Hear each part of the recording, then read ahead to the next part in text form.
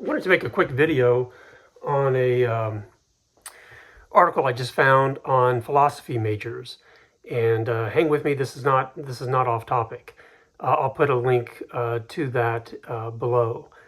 Turns out that they have some evidence that philosophy majors do really demonstrate some development of critical thinking abilities that are desirable.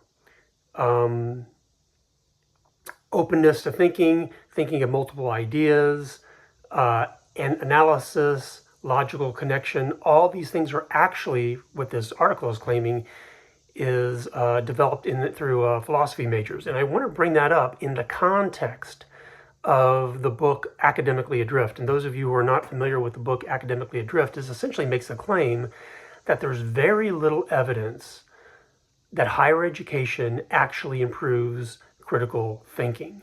Now, this is a devastating critique on higher education for those of us who are, that is our purpose, for governing boards whose sole purpose in many ways could be said to be developing the ability to think and to think critically and reflectively. So the Academically Adrift basically collected data and said, we can't find that. We can't find these specific elements of that. And yet this study below is saying that at least philosophy majors are able to do that. And so the question for governing boards and you as board members and trustees and advisors is to think about what is true on both of those scenarios. I would actually recommend reading this article on philosophy and getting that book Academically Adrift, and I'll put a link to that as well in the comment section, and studying about what rings true about both of these arguments, and what can you do as a trustee, what actions can you take, what expectations can you create to ensure that if at all possible, the students at your colleges and universities are actually developing that thinking skill. We assume de facto as a society that higher education is doing that, and it demands essentially some reflection on whether that is true. And I'm hoping that you'll find in many ways that it is true and that it can be true.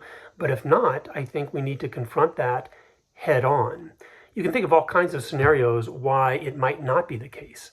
Essentially, for a long period of time, higher education has selected from society those who are most academically able, those who have the intellects, the proclivities, the dispositions, and the raw thinking power, cognitive power, to engage in critical thinking. And of course, if you have those tools, you're more likely to engage in them. And then if you put a group of people together who have those skills and proclivities, then in the end, if you bring them in that way, when you send them out into the world, they'll probably be that way still.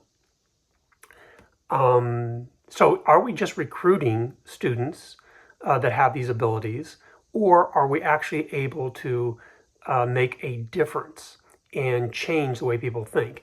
And so this is a very serious question, and we should not just assume that we know what the answer is, and assume because our colleagues and ourselves that have gone through this experience are developed critical thinkers.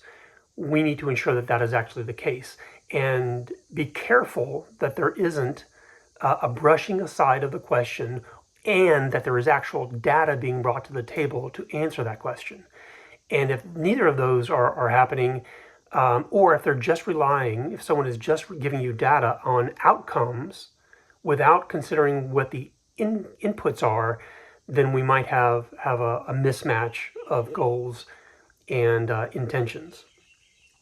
So just a quick thought, as trustees, think about this. It changes how you work as a trustee, because if there is anything that is your responsibility to make sure happens, it is that your students are learning something, and learning something valuable and clearly identifiable.